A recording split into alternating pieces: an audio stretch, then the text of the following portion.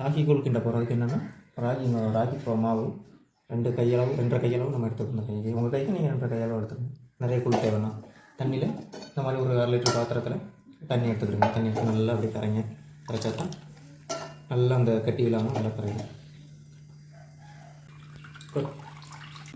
நல்லா அந்த மாதிரி ஃபில்டர் ஆனோன்னா இங்கே பாருங்கள், இதெல்லாம் வேஸ்ட், இதெல்லாம் போட்டுறாதீங்க. பார்த்துக்கிடுங்க. இதை நாட்டு சக்கரை சீனி போட்டோம்னா சீக்கிரம் கெட்டு போயிடும். ஹெல்த்தான எதுவும் இல்லை. இதை பொறுத்தளவில் ராகி கூழ்னும் போது எப்போதுமே நாட்டு சக்கரை சேர்த்துக்கிட்டா தான் ரொம்ப சத்து.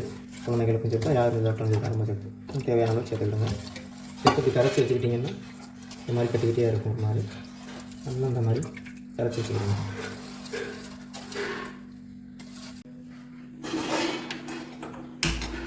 நாட்டு சக்கரை காய்ச்சி தனியாக வச்சுக்கிட்டோம். அதை பாருங்கள், நாட்டு சக்கரை அங்கே இருக்குது. இது ராகி கூழ் நானுமே அடுப்பாங்க நல்லா கட்டி விடாமல் நல்லா கிண்டணும்.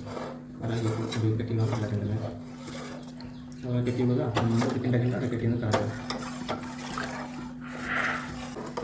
கிண்டியாச்சா. கிண்டிகிட்டே இருக்கணும். பாருங்கள் செமி சாலிடாக இருக்குது. இதுக்கப்புறம் தான் நம்ம நாட்டு சக்கரை கொஞ்சம் லோ ஃப்ளேமில் வச்சு நாட்டு சக்கரை சேர்க்கணும். கரைச்சி வச்சுருக்கோம் நல்லா ரெடி நாட்டு சக்கரை அப்படியே ஃபில்டர் பண்ணி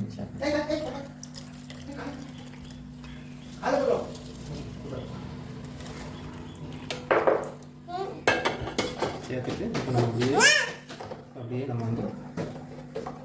அப்படியே நல்லா கிண்டி விடணும். கிண்டும்போது நல்ல ஒரு திக்னஸும் கம்மியாக ஒர்க்கமாக இருக்கும், திக்னஸும் ஒர்க்கமாக இருக்கும். நல்லா இருக்கும். ஃபீடிங் நம்ம பால் டப்பால் கொடுக்கும்போது டப்பால் வச்சு கொடுத்தோம்னா அதில் வந்து அதெல்லாம் வரும்.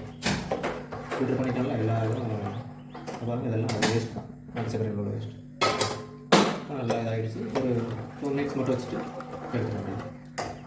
பாருங்கள், நல்ல மனமாக இருக்கும். இப்போ அப்படியே ஆஃப் பண்ணிட வேண்டியது. ஆஃப் பண்ணி வச்சு இப்போ நல்லா ஆற வச்சு பசங்களுக்கு கொடுக்கலாம், நம்மளும் பிடிக்கலாம். ரொம்ப ஹெல்த்தியான ஃபுட். தேங்க்யூ.